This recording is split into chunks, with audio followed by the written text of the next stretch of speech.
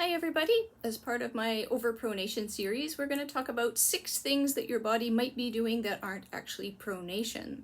So we want to check out these things and discover which one is yours and start being inquisitive and figuring out why it is that your body is set up to do these kinds of things, and being able to unravel those things, so getting back to your body's factory settings. So we're going to work through those 6 things together. If you want to join me, go ahead and stand up and we're going to get started. Just move the camera here. So we're going to stand up and just start discovering a few things about our body. So we want you to stand, I'll just give you this so you can see my feet better. We want you to stand just totally naturally. So if you just march in place, jump up and down, and just go to your natural standing position. Now we want to notice a few things about our bodies. And there's 6 different things I want to talk about, and we want to see which one is you, or maybe several of them is you. So the first one would be if you stand with your feet turned out. So if your feet are turned out instead of the second toe running straight forward and back, if one of your feet or both of your feet are turned out, this is your body's strategy to try to bring your arches down to the ground to create a pronation that your body is not capable of making. So this isn't a pronation shape necessarily. This is a strategy that your body has done to try to make pronation happen for you. So we want to understand why your body wants to do this shape and why it is not comfortable doing any other types of shapes. For example, having your feet straight forward and being able to lift your arches off the ground. Our second one is if you stand with your feet wider than your hips. So when my feet are wider than my hips, this is also bringing my arches down to the ground, trying to create a pronation shape that is missing in my body. So again, it's my body's strategy to try to make all those tissues load up and try to get ourselves up off the ground when we move. So it may be that you stand with just one foot further out. That will bring this arch down to the ground, or maybe you stand with both of your feet out further away from the center. Our third one is when we stand with one knee always bent. So if I stand with this knee bent, that's going to bring this arch down to the ground. So if you struggle to make a pronation shape on that side, your body will probably spend a lot of time with that knee bent in the hopes of creating the arches dropping down to the ground in the absence of being able to do that on your own. Now the next one would be if I'm rotated in one direction. So if I'm rotated my pelvis or my knees or my rib cage in this direction, that's going to cause this foot, the arch of this foot, to drop down to the ground. Again, trying to create a pronation that's missing from your body by bringing the arches down to the ground through a rotation in your body. So maybe that's you.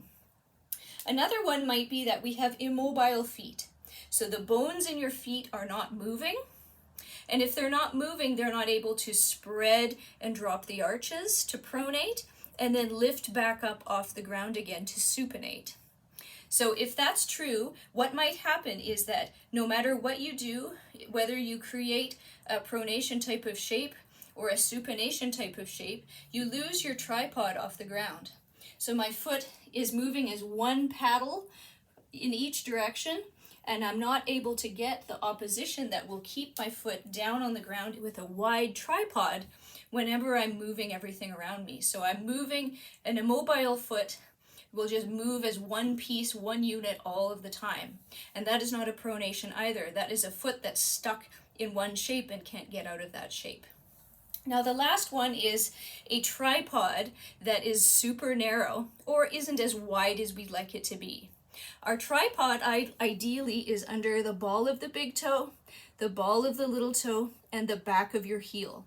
If it's not there, and most people don't have a nice wide tripod, then that means that your body does not want to drop your arches down to the ground and spread those bones, because it's not safe to do that, because you're standing on an ice skate and any kind of change from that would be unsafe. So to see how your tripod is doing, I want to take some business cards or pieces of cardboard and just place them under the different parts of your foot. And what we're going to do is just see where the pressures are underneath your foot. So just placing these underneath, and also one at the back under your heel. You're going to stand totally naturally, and then you're going to have someone else pull them out from underneath you. And wherever they can pull them out easily, means that you don't have pressure underneath those places. And so it means your tripod isn't as wide and stable underneath you as we might like it to be. So we would want to work on those things. So whether you stand with your feet wide or turned out, or your pelvis is rotated, your knee is bent, or you don't have a great tripod, or your foot is one unit, we want to unravel those things. We want to learn how to straighten that bent knee, how to rotate your pelvis the other way, how to get a nice stable tripod under your foot by giving your nervous system a new experience that it can be more stable on the ground. So if you want to learn more about that, you can join my free sampler where you can start unraveling all of these things in your body, or join my monthly membership called Move, Heal, Thrive, where we go through every detail of all of these things slowly from 1 month to the next month to the next month to get all of those body factory settings back into your body. So I hope you can join me. I'd love to help you on this process of figuring out why you're not really overpronating, why you just might be missing some movements in your body. Thanks for joining me.